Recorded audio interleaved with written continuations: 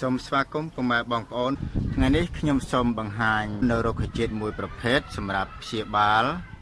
បងប្អូនស្ត្រីដែលឆ្លងទន្លេហើយមានជំងឺមួយយ៉ាងដែលហៅថាជំងឺទាស់មិនចេញទឹកដោះឬមួយក៏បងប្អូនឆ្លងទន្លេហើយមិនសូវចេញទឹកដោះណាបងប្អូនអាចយករុក្ខជាតិនេះយកទៅប្រើបានរុក្ខជាតិមួយនេះសង្ឃឹមថាបងប្អូនភាគច្រើនគឺស្គាល់សូមទៅទស្សនានៅរុក្ខជាតិនេះទាំងអស់គ្នានេះគឺជារុក្ខជាតិដែលខ្ញុំត្រូវបង្ហាញបងប្អូនរុក្ខជាតិនេះមានឈ្មោះថាដើមម៉ាយ៉ាភាគច្រើនបងប្អូនស្គាល់ហើយណាបងប្អូនដាំគ្រប់ផ្ទះអត់មានតែផ្ទះណាដែលមិនដាំទេណាដើមម៉ាយ៉ាហ្នឹងភាគច្រើនណាដែលស្គាល់មាននៅផ្ទះខ្ញុំនេះស្លឹករបស់វា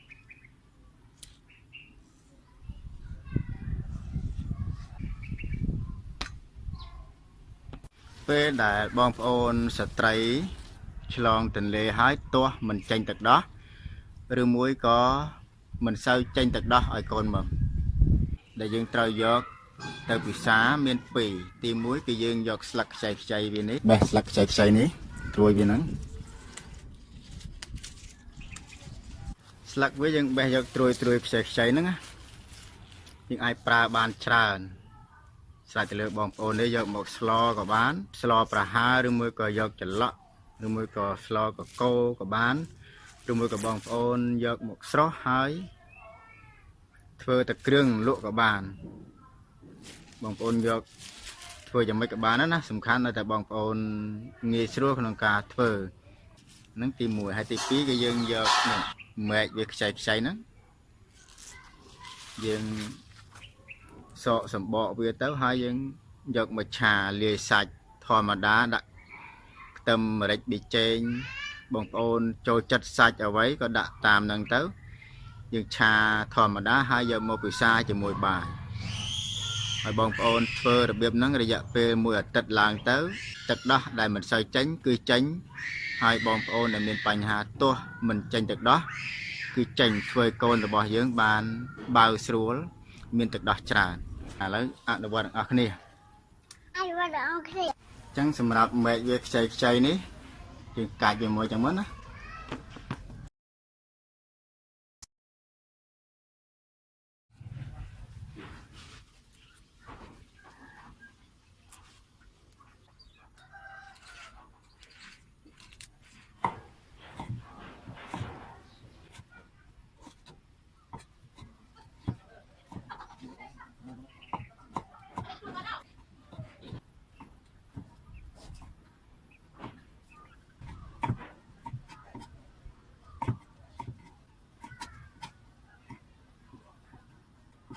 จัดระเบียบชายธรรมดา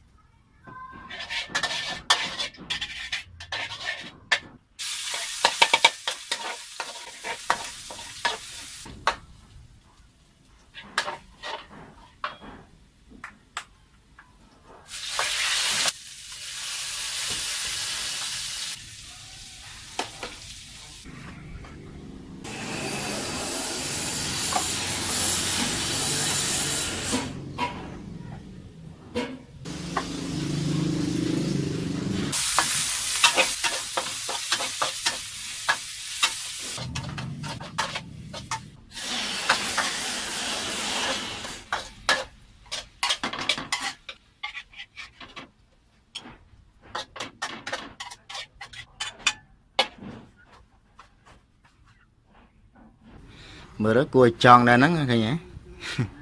ហើយយើងអាចពិសាជាលក្ខណៈគ្រួសារបានមិនចាំបាច់តែស្ត្រីទាស់មិនចេញទឹកដោះមួយយ៉ាងទេណាហើយបងប្អូនធ្វើច្រើនជាងហ្នឹងទៅខ្ញុំគ្រាន់តែអនុវត្តធ្វើឲ្យបងប្អូនទេធ្វើបន្តិចចឹងណាហើយថ្ងៃនេះទុកហូបខ្លួនឯងប៉ុណ្ណឹង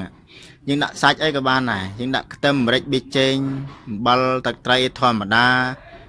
យើងធ្វើមិនមកឆ្ងាញ់ណាបងប្អូនធ្វើច្រើនទៅហើយពិសារយៈពេល1អាទិត្យឡើងទៅបងប្អូនដែលមានបញ្ហាទាស់មិនចេញទឹកដោះសម្រាប់ស្ត្រីឬមួយក៏មិនសូវចេញទឹកដោះ ហ្នឹងហើយពេលដែលពិសាមួយអាទិត្យឡើងទៅនឹងមានទឹកដោះចេញច្រើនសម្រាប់ឲ្យកូនមុំហើយយើងធ្វើពិសាជាលក្ខណៈគ្រួសារក៏បានហ្នឹងហើយមិនទាស់ខុសទេនេះសម្រាប់ដើមដែលខ្ចីនេះសម្រាប់ដើមយើងយកមកឆាភ្លក់មកតិចមើល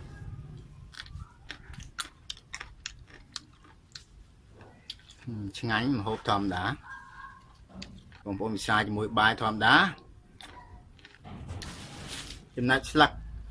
វិញនេះគឺយើងយកស្រស់ទឹកក្តៅធ្វើទឹកគ្រឿងធ្វើជាលក់ឬមួយក៏យកស្ល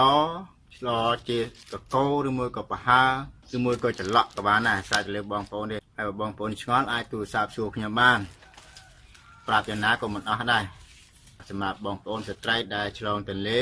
ទាស់មិនចេញទឹកដោះឬមួយក៏មិនសូវចេញទឹកដោះហើយបើខ្ញុំធ្វើប៉ុណ្ណឹងហើយបងប្អូនមិនទាន់យល់ចង់សាកសួរព័ត៌មានបន្ថែមបងប្អូនអាចតាក់ទងតាមរយៈលេខទូរស័ព្ទខ្ញុំដាក់ខាងក្រោមហ្នឹងបងប្អូនមើលទៅឃើញលេខទូរស័ព្ទហ្នឹងអាចតាក់ទងសាកសួរព័ត៌មានពីខ្ញុំបន្ថែមពីព្រោះការប្រាប់ហ្នឹងវាមិនអស់សេចក្តីទេណាវាតែងតែមានខ្វះចន្លោះជារឿងធម្មតាជាចុងបញ្ចប់សូមជម្រាបជូនបងប្អូនស្ត្រីដែលទើបតែឆ្លងទន្លេរួចហើយមានបញ្ហាទាស់មិនចេញទឹកដោះឬមួយក៏មិនសូវចេញទឹកដោះបងប្អូនអាចប្រើដើមម៉ាយ៉ាបានដោយដែលខ្ញុំបានធ្វើជូនហើយបើសិនជាធ្វើឲ្យមិនបានជោគជ័យបងប្អូនគួរតែទៅពិគ្រោះជាមួយគ្រូពេទ្យឬមួយក៏ទៅរកឱសថដទៃសម្រាប់ព្យាបាលតែអ្វីដែលសំខាន់គឺមីងរបស់ខ្ញុំគាត់ទាស់មិនចេញទឹកដោះហើយគាត់បានអនុវត្តជាមួយនឹងដើមម៉ាយ៉ានេះផ្ទាល់ខ្ញុំចេះពីគាត់តែម្ដងបាទសូមអរគុណច្រើនសម្រាប់ពុកម៉ែបងប្អូនទាំងអស់គ្នាជូនពរសុខភាពល្អសំណាងល្អទាំងអស់គ្នាសូមអរគុណសូមជម្រាបលា